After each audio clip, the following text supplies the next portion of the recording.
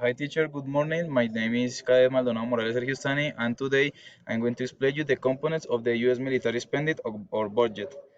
So first and all, we have to establish that the military defense department of the United States has a budget of 636 billion of dollars divided in 12 initiatives, which are nuclear modernization, missile defense, the new space program, the cyberspace protection, munitions, new technology research, Army, 31 billion for the Army, 48 billion for the Navy, 37 billion for the Air Force, 8 billion for childcare, educational and professional development who are for the members of the force, military force, and at least 21 billions of building maintenance and construction.